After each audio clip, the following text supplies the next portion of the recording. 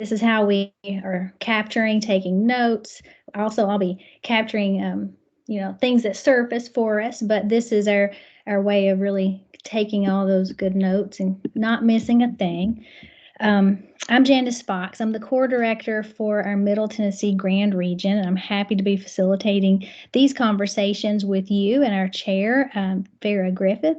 I'm going to kick us off. I'll share my screen, then I'll hand it over after I do just a couple of preliminary things. All right, give me a thumbs up if you're seeing. Okay, good. You're able to see the Principal Advisory Subcommittee. Thank you. All right. The Tennessee Department of Education is excited to work with you on this opportunity to discuss our state's funding formula for a new funding formula in public education. Before we begin, I want to read through a preamble to help us kind of get focused. So please bear with me. Conversations on this topic are not intended to reflect on the current BEP funding formula. The current BEP funding formula will remain in place until a new funding formula is recommended to and approved by the Tennessee General Assembly. The public is encouraged to submit comments in writing to ensure that all communications are thoroughly documented and can be reviewed and considered in the future. Public comment is encouraged to focus on developing a new funding formula rather than revising the current funding formula. Consider what should be funded in a new funding formula and at what level. Subcommittees will be responsible for reviewing public comment and making recommendations for what should be included in a new funding formula. While all committees, subcommittees, and members of the public should feel free to communicate openly, documents and records may be subject to public inspection pursuant to the Tennessee Public Records Act and may be publicly posted or otherwise made available. All recommendations that are submitted by committees and subcommittees will be reviewed and considered, but not all recommendations will ultimately be included in the proposed new formula. So I will kick it on over to Farah and we'll toggle through a couple of slides, and I think the first order will just be a quick roll call. Good morning, afternoon, everybody. Just let me know if you're here. I think we have almost everybody. Kimberly Charette, Stephanie. Here. Lance. Here. Monty. Corey. Here. Nancy Lay.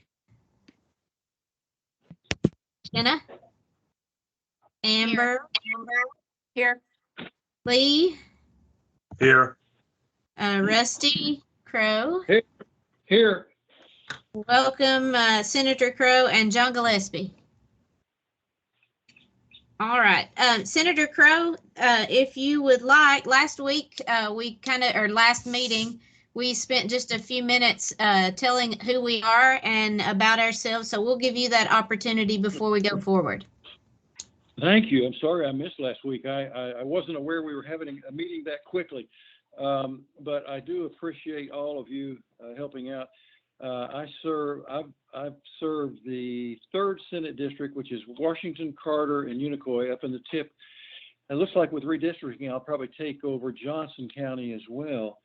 And that comes up this year. Gosh, I've served on that education committee, and I've been in for around 32 years now. And so been on there a long time. The education committee is a very responsive committee, and I know whatever we come up with, will be discussed and debated properly. And if we need any testimony or anything like that before the education committee and the Senate, I'm sure we can arrange that if it's needed. But just pleased to be a part of this. I can tell you that. As the governor said, there may be 2 judges in the whole state that understand how to deal with this BEP formula. It's very complicated. It's been changed over the years, and I've even tried to change it somewhat for some of the counties that I've had that had a disparity in funding and those kind of things. But when you mess with a little part of it, you mess with one part of it, it messes up another part, and so we've never really known how to deal with this. And I guess those counties that don't have a lot of retail capabilities to bring in sales tax and property tax, those kind of things, they just don't have a lot of money for their education. And so some kind of equitable way to deal with that, I guess, would be good. But sounds like the governor's interested in having the dollars follow the students. And I think the other day he said in a public system. So that was an interesting statement, and I'm not sure exactly what direction we're going, but I guess we're all on the train now, right? Yes, sir. Well, welcome, and we look forward to the work with you as well. At this point, we discussed in our last meeting about a vice chair. For those who work around me, they get tired of hearing me say, in case I die tomorrow, here's where this is or that is. So this would carry along with that too. I see some laughter. Probably you do that too. So is there anyone who would volunteer to be vice chair of our committee?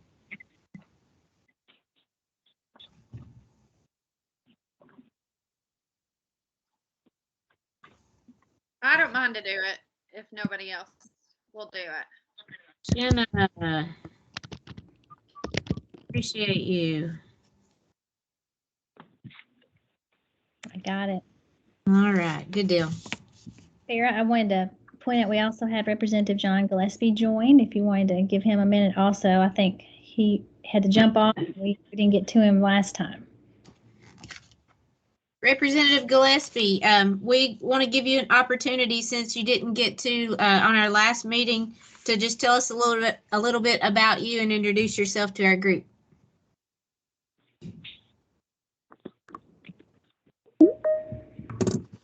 Oh, well, something's happened. He's popped off, but Nancy is joining. So we'll circle back. I'll let you know. I'll keep an eye on the lobby and let you know, okay? All right, so we have Nancy too. Welcome, Nancy. Thank you. I'm sorry I'm late. I'm just running behind. Hey, life happens. We all know that. Mm-hmm. I'm sure that most of you have probably been anxiously awaiting a data drop that has not happened. So, or not, or dreading it, but we will kind of shift a little bit today and talk about some of the ideas and comments that we have gotten just through personal solicitation of ideas.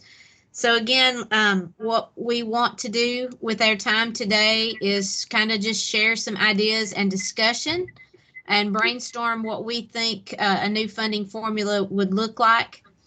As we are thinking about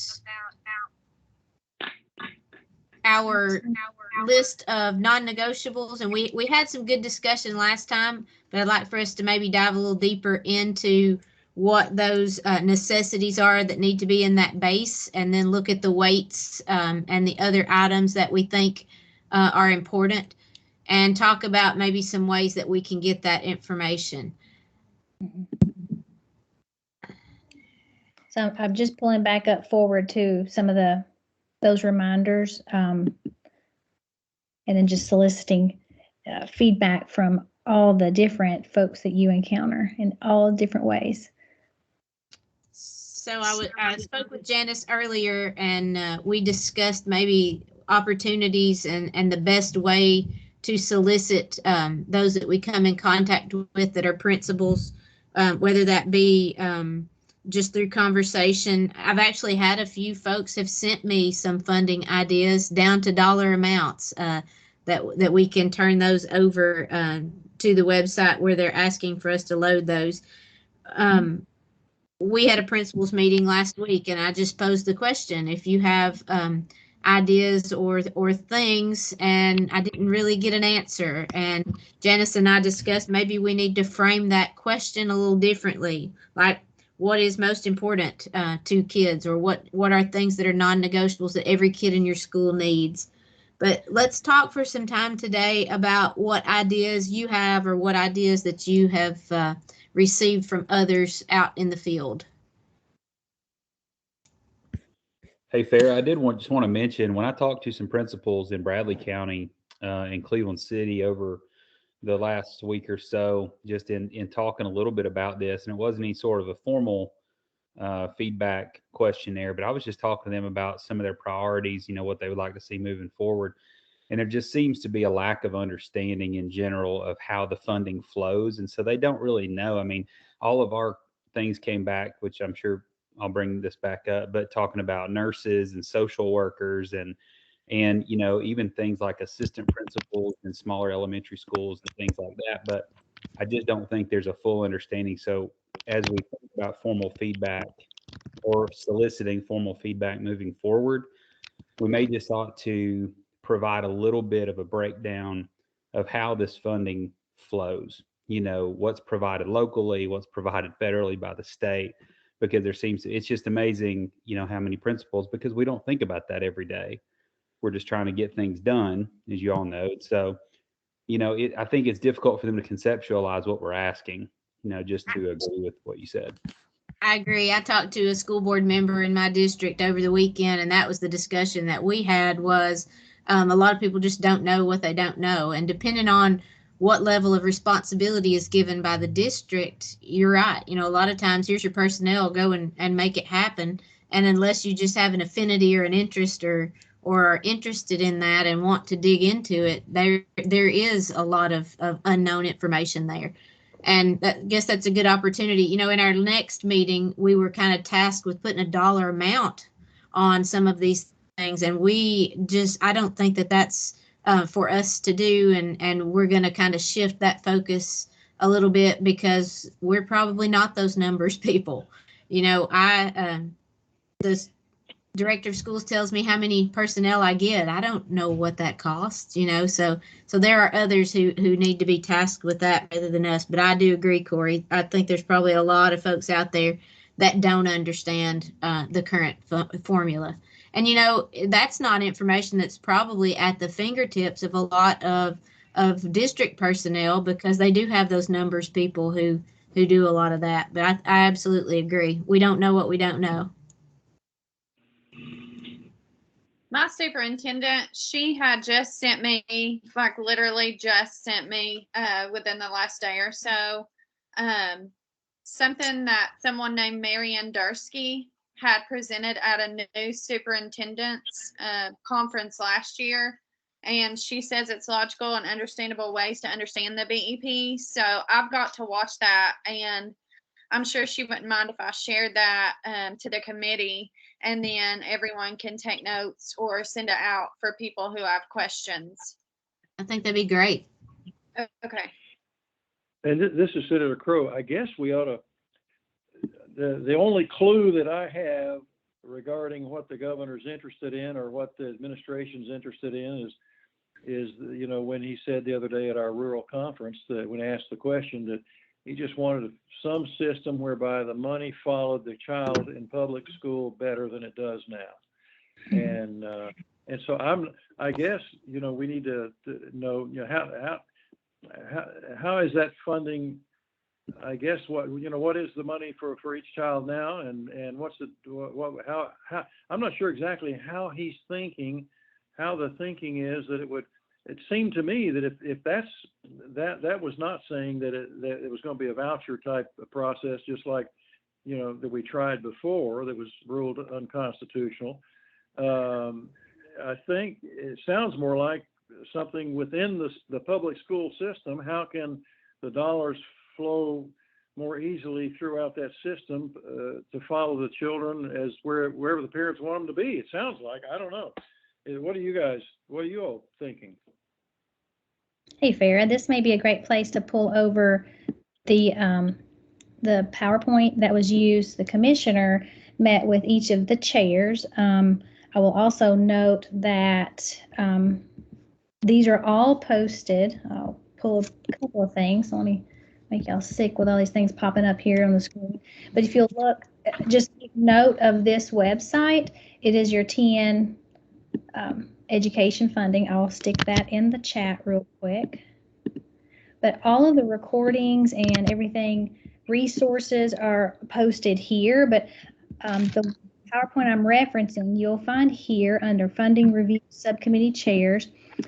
This was a very helpful oversight. So there's the PowerPoint that I have pulled up, and then you can listen to the recording with the commissioner and the chairs to kind of talk through just that overview that I'm hearing the senator speak to of like the student-based formula, student-based budgeting.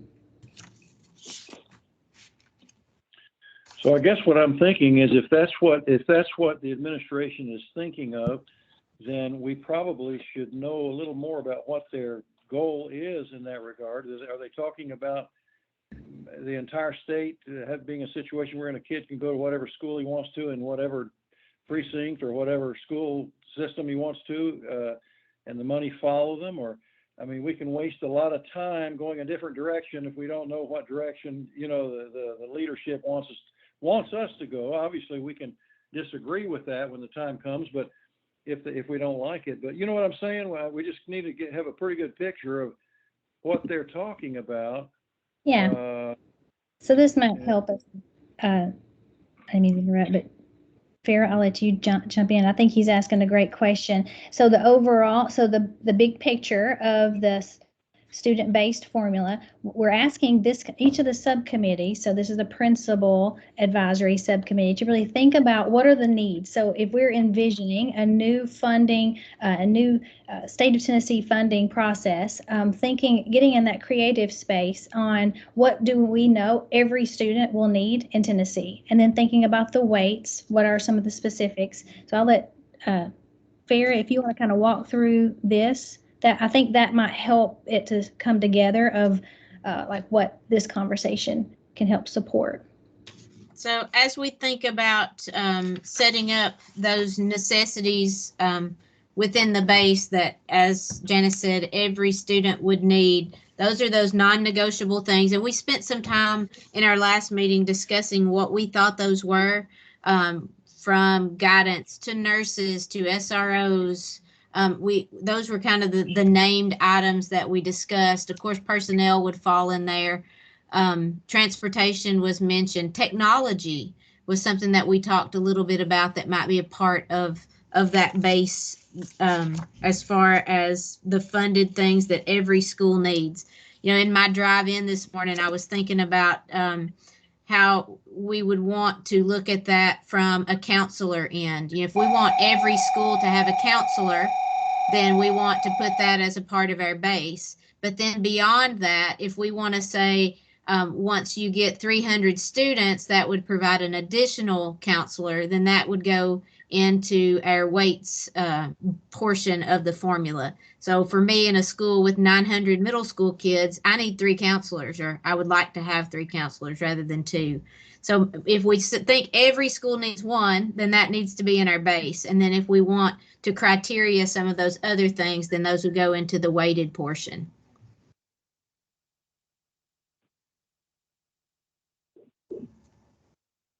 But Janice, to speak to the senator's question about school choice, I don't feel like that's the direction that we're headed in at this point.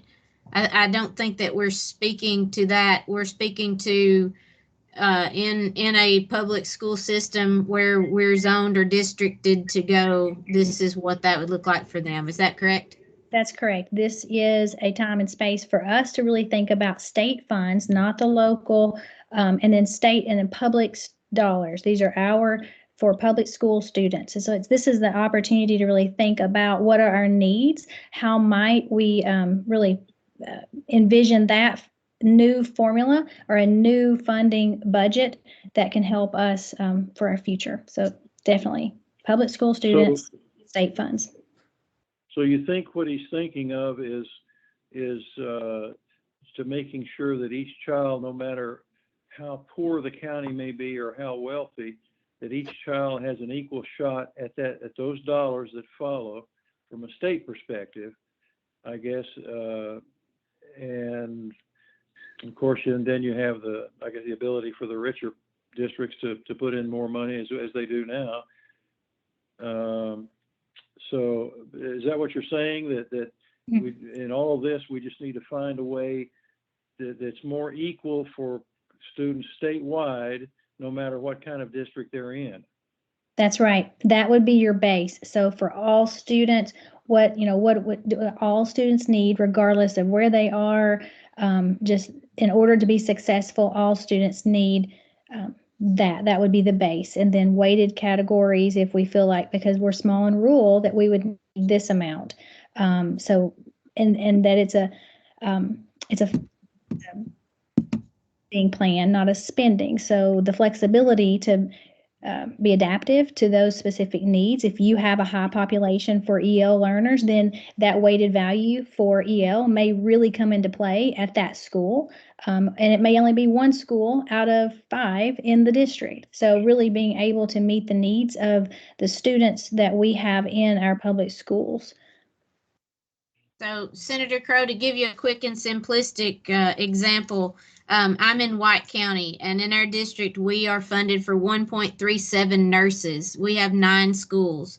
So our county is looking in for 8 additional nurses that we're paying for at the county level. You know, there are lots of kids with lots of medical needs now that maybe not so much 30 years ago that's become a priority for our district, but they make arrangements to do that. Some poorer districts may not be able to, and then that is at the sacrifice of the health of some kids. So just a quick, easy example of that. Yeah, I know we've pushed for the nurses in schools for years to try to get that the way it should be, but it's always been a money thing. You're right. And, you know, social emotional, Monty is on with us. She has a very high poverty school. You know, taking care of physical needs of kids is important, but there's a lot of social emotional needs that go there. And, you know, there's just really not been funding to speak of for those kinds of things. A lot of us are lucky enough to have Centerstone and other outside agencies that work and partner with us. But there's a need for those personnel in pretty much every building anymore, I believe. Yeah, and the ACES dollars are very important, I think, to think about. You know, those adverse childhood experience dollars, that work seems to be working, and I guess it goes along exactly with what you're saying, the behavioral type problems that come from a family structure, I guess, and that's what the ACES tries to do, and they go in and fix that. Yes.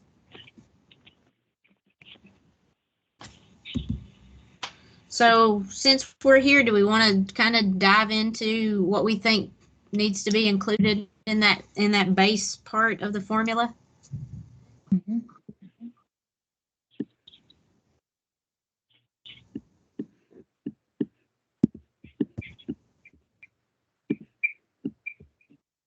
It sounds like we're kind of on the right track with that, you know, counselors, nurses, things like that, you know, maybe that part in the base and then build from there. But that definitely sounds like the right place to be right now.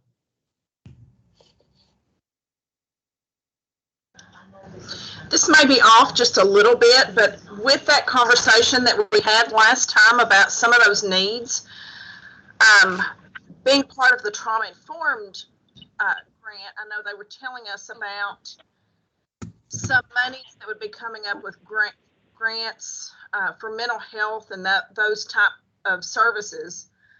But I'm really concerned that with the shortage on personnel anyway, that those dollars will just be sitting there, you know, and we still have that need. I don't really know how the funding will fix that problem.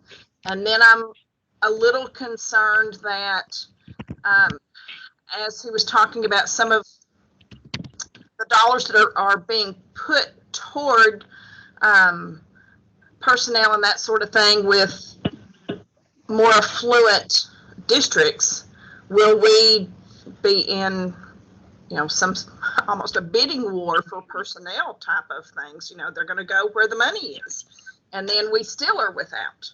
So I don't know, is there anything that will address those types of things? So what I hear you saying is it would be important to think about resources to help support recruiting and retention and attraction. Is that okay?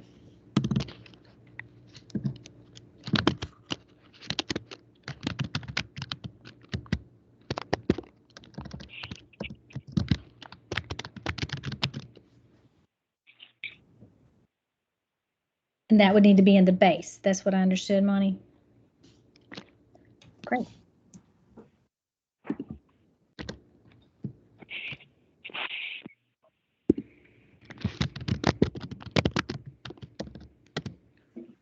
Were you talking about retention of teachers there? Yes. Amongst the personnel. Teachers, of course, bottom line, but then also those other personnel that we've been discussing, like counselors. I know, for example, our district, we lost one counselor already to another district, and I'm pretty sure that a second one will be going to a private agency probably after Christmas. And so leaving two of our schools shorthanded, of course, affects those two, but as a district, you know, they're talking about things like maybe the counselor at my school donating a day at the other school, and, you know, those types of things. And those things, I believe, are just going to continue to domino and to affect all of our schools. And then certainly, I think I'm a broken record, but schools that are affected by poverty, we get hit the hardest with those things. Yeah, and we have a tremendous workforce shortage statewide in just about every department you can think of. Even corrections, you know, up at Northeast Correction Center, they're supposed to have about 40 correctional officers working, and in some of these shifts they've had 10. Same sort of thing. We have the same thing in intellectual disabilities, with the same thing in home health care. They just can't pay enough to keep them from going to Sam's, which sounds awful, but that's the truth. I mean, you know, some of these, as a state, and we talked to the governor about this the other day, we are going to have to figure out how to pay people relative to the market, because if we don't, as is happening with yours, they're going to leave. And when one leaves, it increases the caseloads of the others, like you said. So we got that is a priority. It really is. And he's well aware of it. So is it safe to say it's the recommendation of the committee that every school have a counselor? I think it's imperative. Yeah. Do we want to agree with that. Do we want to put a number for that weighted category on how many students per once we're over an amount? Well, we have about 900 students and I only have 3. I have 900 students and have 2. Isn't there a recommended number somewhere? There is, within the BEP formula, currently it's 1 per 500 for elementary, which is K through 6. And then it's 1 per 350 for secondary, which is 712. But that's not enough, is it, Lee? No, I guess 4. I guess to figure out how many counselors you need to figure out how many per 100 students have a problem. You know what I mean? Because obviously, I mean, if you're just doing one counselor per 500 students, that counselor's not going to deal with all 500 students. How many of that 500 are going to need those kind of services? You know what I mean? So I don't know how you determine that, but that could change from day to day. Yeah. Well, and sadly, you're helping those of most need and not having the ability to boost kids and do the positive things that need to be done for the kids that don't have the negative issues. Right. And you're also talking about things like, you know, those behavior issues, like Farrah is saying, but then what about the kid that we would call the good kid that needs career counseling? All of those types of things that most, you know, my 19 years at the high school, most of our counselors didn't touch that. You know, it was class placement, yes, but as far as true career counseling, I've been in the elementary and the secondary level, and I don't recall ever seeing that really. Sarah, I really like the idea of the 1 to 350 number even being carried down to elementary school. I mean, right now we've got a little over 1,100. We fluctuate between 1,100 and 1,200 students in our middle school. I'm at Ocoee Middle in Bradley. We've got about 1,150 is our enrollment right now. I've got 3 counselors. But like I said, we pick up a lot of that. We pick up a lot of that locally, that funding. But I do think, I mean, 1 to 300 or 1 to 350 K-12, I think would be a great thing to shoot for. So however we can put that in our recommendation for the weighting. There's just so much to a counselor's job that's widespread, dealing from, because a lot of us now are focused on positive behavior intervention systems and the RTI2B aspect and things like that. So for us, it's not just about scheduling or dealing with kids who have mental health issues. It's a lot more than that. But somewhere in here, I think we need to include some social worker recommendations as well to go along with the counselor. So as they make referrals, some of us are blessed to have partnerships with people like Centerstone or local counseling places, but I think social workers need to play into this somewhere as well.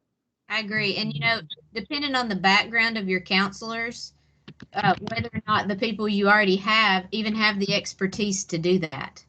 I have a counselor who he does therapy and he can play that role very well. My other guidance counselor came to me from a DCS background, of course, so she kind of has that. But the counselor before that had been a classroom teacher. The roles and the walks of life that those folks come to us from would make a difference in that ability to be a social worker, to truly provide those services for kids. So I absolutely agree. One of the things, Sarah, that I'm thinking of, I'm at a small school, 130 students. And with those 130 students right now, we don't have any sort of counseling. But, we'd have to word that somehow because there's 4 schools in our district that has less than 300 students. Right. And, all of us need counselors. And right now we don't have one because we're so small, but the need is still here. And so, that I don't know how to make that fit. I know last year we had a counselor for 1 day a week. So, if it's sharing a counselor, I'm really okay with that. But, as long as it's something saying you have to have a counselor. Yeah, I agree. And not to be Johnny Raincloud, but we've had an open position. That goes to each school.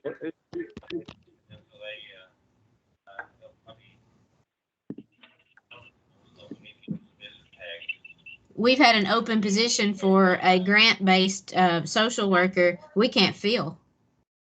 We've interviewed, they turn it down, and it's, again, kind of to echo what Monty said, it's about the money and the lack of ability to pay a competitive rate. So if we think about counselors, I think we're all in agreement on social workers. How do we feel like that needs to look? Would that need to go in the weights portion? I think that needs to go in the weights as well as a behavior specialist, because the counselor sometimes wears that hat as well.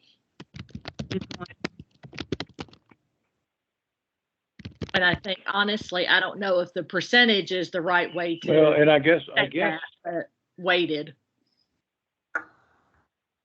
I agree. We have 4,000 students in our district.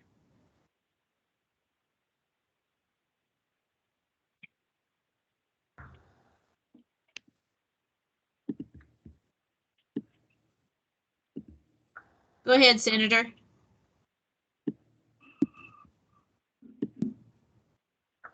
I was going to say, are these counselors that we're talking about, do they also work with the family structure? Because that's where the problems, with behavioral problems with kids mainly come from, the family structure, and obviously, not being the kind of families that try to make our, work with the homework and those kind of things. And I guess the ACES program tries to work with that whole family structure. I don't know if the counselors we have in our schools now, are they going out farther than just the school boundary, or are they going to the families? And how does that, because that's, you can talk to the kids all you want in school, but if they go home and the family's going to generate and be a catalyst for that same problem that they're having. You know what I'm saying? That somehow we've got to deal with that, or we're never going to get anywhere. You know what I mean? Anybody else want to speak to that? Well, I know that I wasn't my sure if the family, counselors. Yeah, what do our counselors? the counselors at my school in my district work more with the children. And I think sometimes they're willing to work with families, but they're not licensed therapists, and that may be the difference in the training. So then you have counselors that help students, check in with students, but I don't think, and I just know that with court situations, they can't really diagnose or go too far into some situations because they're not licensed therapists, which I guess that's where maybe you're saying some of that ACES funding could come in. I know some school districts, we have somewhere a mental health counseling system called Ridgeview, and they come into the school and work with those students. And then our social workers, once our counselors meet with them, our social workers work more with the family to help get resources. But the counselors, I know at least in my district, work more primarily with the students. Not that they don't help the families, but it's just at a base level. So I guess, right. That's where our other resources come in. And I think So I that's guess why the counselors other resources. Yeah. That's the way it is in Hamilton County as well. Yeah. The Well, counselor I don't know how. students. And we share a social worker with 4 other schools. And I have 900 students. So she's spread pretty thin.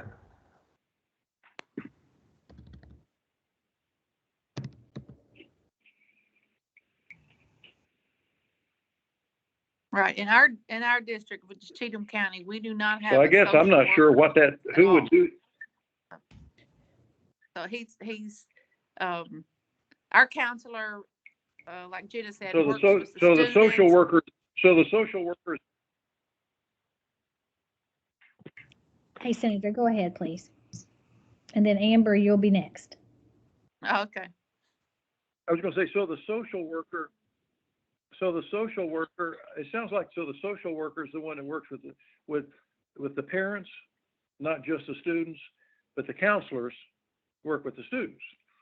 And so is that what we're saying, that the social workers are the ones that would more be qualified to once the counselor defines the problem with the child as being partly family problems, at that point, even if it's something simple like, my parents don't care if I do homework or not, or, or just as simple things like that, is the counselor, is the social worker the one that goes into the family structure and says, tries to teach them how to be a better family?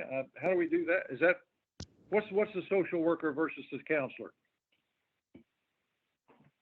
Gotcha. I think that's a good question. And so what I'm hearing is that we're prioritizing that we would need a social worker and that they're saying they would need a counselor. So Amber, I'll let you go next.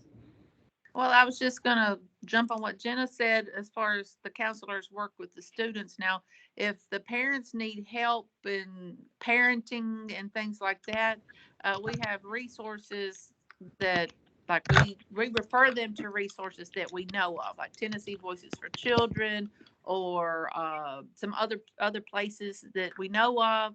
But our counselor primarily works with the child, and then we'll give the resources, help the parent with the resources, but they don't do home visits and go in and teach the parents how to parent and things like that.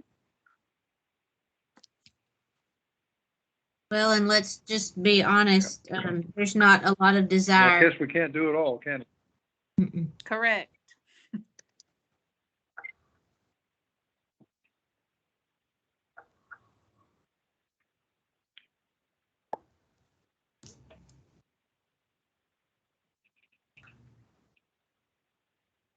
It's a good differentiation between those two roles, though. So I've captured that.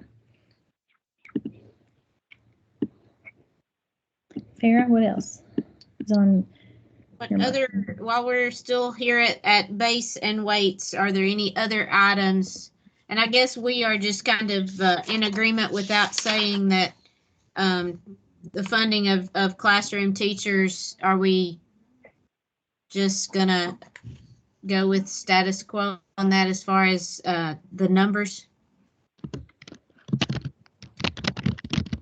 So to jog your memory, right now we live in a 1 per 20, 1 per 25 in elementary, and then secondary, of course, hops up to 1 per 35.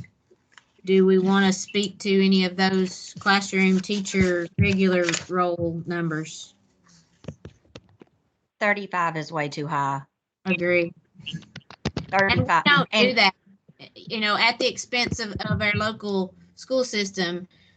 I fall into that category in my building for 7th and 8th grade. My largest 8th grade class has 26, 27 kids in it. So we're fortunate to be able to fund and keep those numbers down. I know this is a big, oh, sorry. Go ahead, Kimberly. I know this is a big ask, but I would love to see 1 to 15, 1 to 16 for K2, and then 3 through 12, 20, 25 max.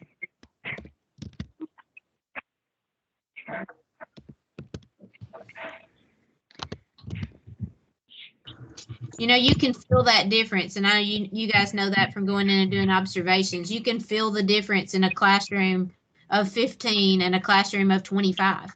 My 6th grade classes are much smaller. What they can accomplish in a classroom with kids, just with 7, 8, 10 kids difference, is huge.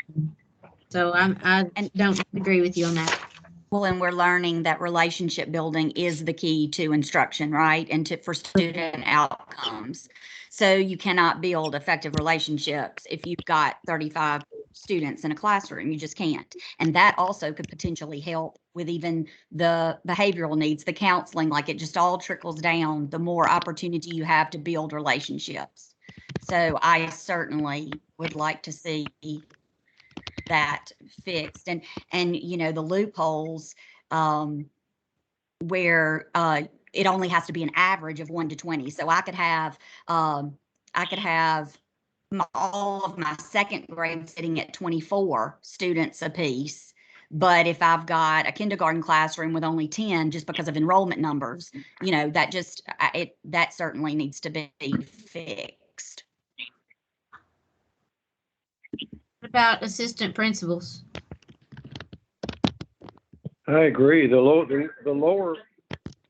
we can go, the better. I guess because you have there's a I guess there is a low we can go that's too low for potential funding, but I guess we need to figure out how low can we go and then legitimately provide funding for that. But I agree. It's kind of like the old community school versus the conglomerate school. Those community schools were, everyone knew everyone. The teachers created those relationships, and some of these larger schools, it's just not like that. So, but I agree. Whatever the lowest we think we can go from a ratio perspective, the better off we are. Lance put something in the chat that I liked his ideas as well. I think if we have lower numbers in our first 2 foundational grades, I use 15 because I don't know if 16 or 17. I just think it's a nice number to use, whether it's 15 or 16. But 2 through 5, some school systems use TCAP for 2nd grade. Mine doesn't, but 2nd and 3rd grade can manage 20.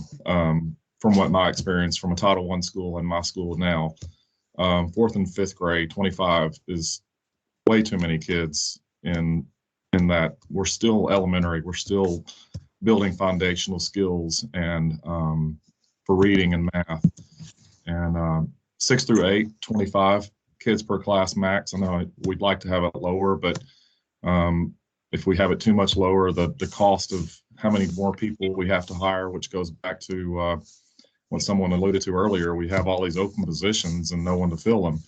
But my son has a class of 37 or 38 at Gallatin High School.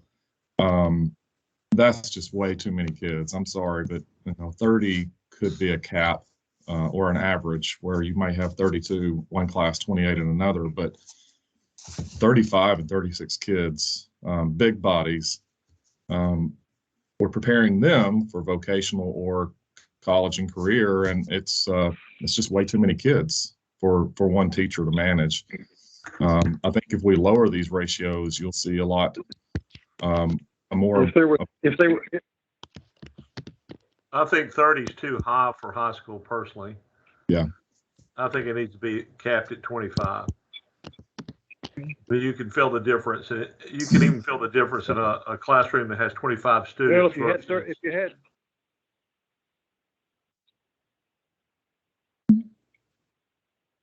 Yeah, I agree. If you had 30 perfect kids, it'd be different. But you're not going to have 30 perfect kids. Yeah. Yeah, that's true. Like we have an Algebra 1 class in the 8th grade. It has 29 kids in it. That's a different atmosphere than all God's children in a class of 30. So yes. May I ask a clarifying question? Yeah. Is the funding for the salaries, is that something separate from the student-based formula? Or the salaries would be based on, let's say I'm in a district where we're high poverty, high disability, so those students, there's more money there. Is that like, what is the salary? Where does the salary fit into the teacher, I guess is what I'm asking. Yeah, actually back to some of the examples that are in the student-based, in the base, counselors, nurses, educators, support staff. So I think what you would need operationally and instructionally for all students to be successful would be in that base category. So probably making that as large as possible to be able to ensure that you have met each of those needs for every student in Tennessee to be successful. And so teachers would be included there, support staff, SRO, things like that. Do we think an SRO is necessary at every building? Definitely. Yes. I think so too. We do have one in every building, and I appreciate it. I would be interested to see the number of districts that fund the SROs. I mean, for us, the Bradley County Sheriff's Department takes on about 90% of that funding to put one in our building. So I'd be interested to see the amount of money that districts are actually paying for SROs. There is some mutual benefit for the Sheriff's Department to help pay that. But I do think it would be good for us to put in a base funding formula, at least some money for SRO. I agree, Corey. And I think that looks really different in different places across the state. Like in one of our neighboring districts, they're basically funded by the Sheriff's Department. In another neighboring district, it's completely county funded by the school system. In ours, it's 10 months by us and 2 months by the Sheriff's Department. And it only, we fund all of them. So our director actually closed a school down 2 years ago to generate $1 million to be able to pay those SRO officers. And I think that's a good idea, because in our district, I think it's split evenly. But one of the issues that we have is once the officers get trained, maybe a year or so later, they go full into the sheriff's office, and we lose them as an SRO. We've had a high turnover of SROs. So having that district control a little bit more would be a lot of help there.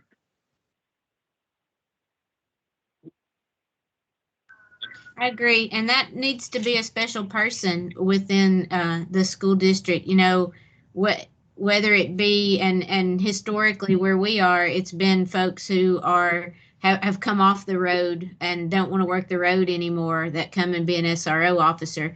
their mindset on what that position is might look a little different than what we would prefer.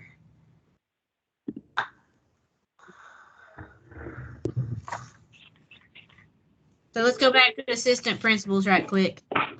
We're running out of time quickly. I think in the base, you need one in every school, no matter the enrollment, especially as we're supposed to be the instructional leaders. And so that kind of frees up some of that operation, because it doesn't matter whether you have 100 or 12,000 kids, the job's the same. And so I think once you get past that first initial one, kind of like the counselor, then on top of that, it should be an additional one for every so many students. Yeah, So I agree. I I agree. I was at an elementary school here in Hamilton County before I went to Hickson High School, and the principal that was there before me did not, she'd been stripped of pretty much everything, and she did not have an assistant principal. But when they gave me the job, I got one, and being able to have her in the building helped me turn the school around. Simple. Because I wasn't carrying the whole load. I had someone to help me, and it was a small school. So there's a lot of management and being an instructional leader, and that is a lot to shoulder, even with 150 kids. I think if we can get these teacher-student ratios lower, you're gonna have the same number of kids for a principal to be the administrator over, but you're also going to have more teachers. And with that comes more opportunities and needs for coaching, which creates the need for that assistant principal. I had a high poverty school of 660 before I got my assistant principal in 2008. I'm at a school that's pretty affluent with 520. And the difference in 2008 and 2021 is astronomical for me as an administrator. I agree. If we can get these ratios down, I think that helps. Obviously, that's going to be a funding need to have more teachers. Teachers I hear about are lower class size, better pay. Well, that's going to come. You lower the class size, you hire more teachers. You have to fund more to pay teachers, period.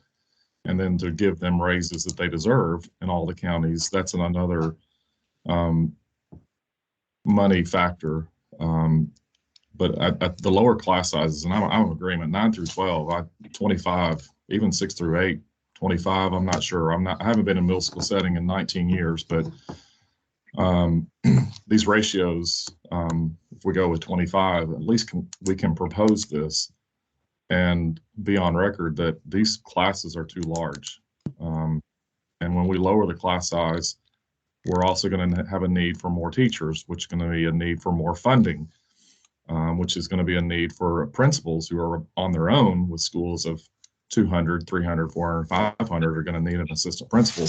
I hope that all schools get nurses, they get SROs. I'm blessed to have that, but like someone said, 90% of it is coming from the county. That's for SROs, but that's also for nurses. And I'm not sure how much more our Sumner County can shoulder, but we're able to, whereas some of the counties represented don't have that. I want equity. I don't live in Washington County, but I want kids in Washington County to have a nurse at their school, to have an SRO at their school, to have lower class sizes, to have the technology that my kids are blessed with, because I'm an active PTO and we have a county that's doing fairly well.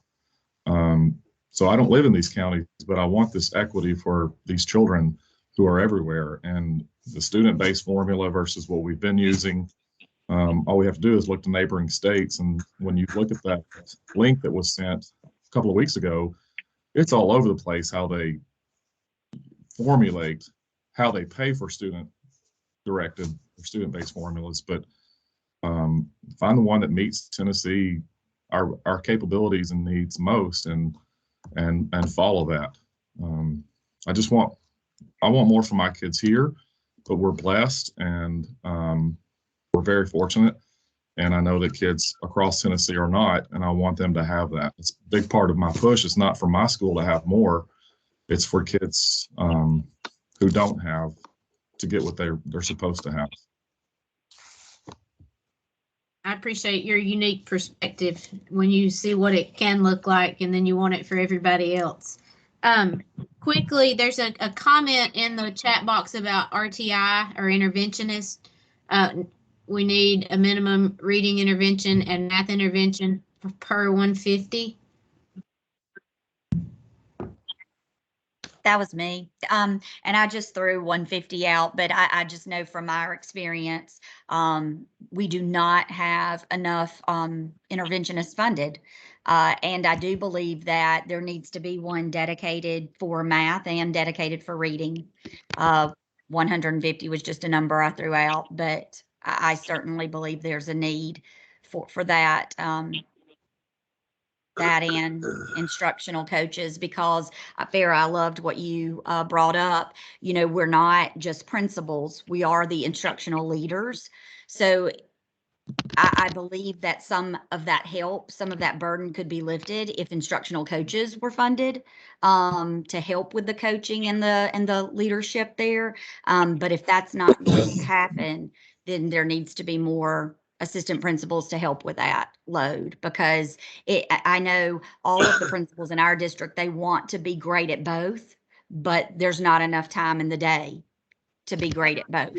So I think that a part of having an instructional coach would circle back to Monty's request about retention of teachers. This is the first year that we've had instructional coaches in our building, and I lost 2 fabulous teachers to those positions, but the support that they're providing for teachers, old and young, new and seasoned, has been tremendous in helping them feel like they can accomplish more in their classroom, and it's going to drive us to be a better school. And so I think that support may end up helping us retain some folks that you wouldn't have to throw money on that end, because you've offered some support through those instructional coach positions. I agree. So Janice, in thinking about RTI, obviously some of those positions need to go in the base, but don't you feel also there's maybe a spot to speak to that in the weights because of numbers and varying factors, like the difference in elementary and middle school? Because in middle school, I don't know that looks the same.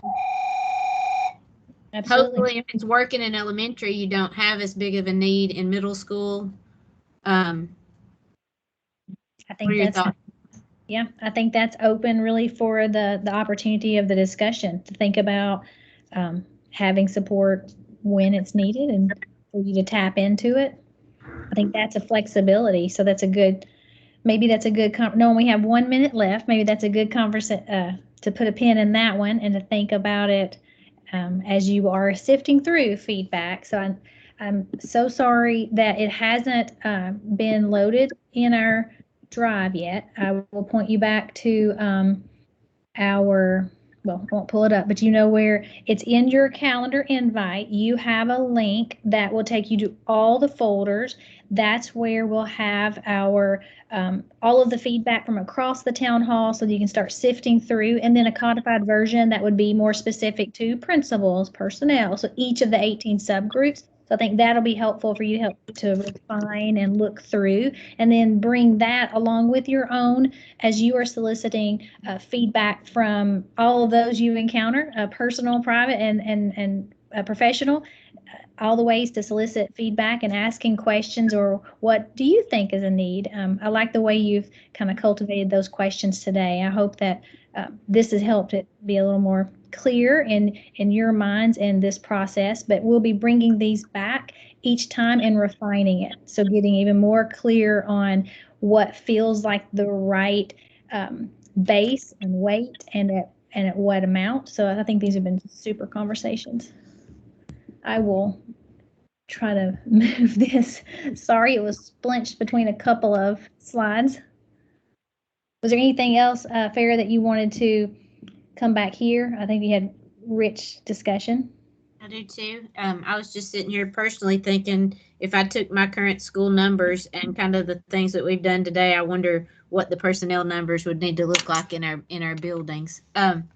We meet again on December the 7th, which will be 2 weeks out, at 11:30 again. And we're going to be looking at hopefully the feedback that we get from the data dump, and then any feedback that you receive from folks around your area or school district, and then kind of start categorizing those priorities and continue our conversation. If there are other items for base that come to mind, revisit that and add those in. And then maybe we can spend some time looking at not only the weights, but looking on up our pyramid a little bit into the other portions for direct and outcome examples, so that we can get some of those ideas out. I think we have a good mix of elementary, middle, and high school folks that can offer lots of different stuff for the rest of our pyramid. So productive day. I appreciate all of you and your comments. Appreciate Jenna putting it out there to be our vice chair. And thank you, of course, to Janice for keeping us on track. Appreciate all of you, and I hope you have a fabulous Thanksgiving. And we will be in touch again on December.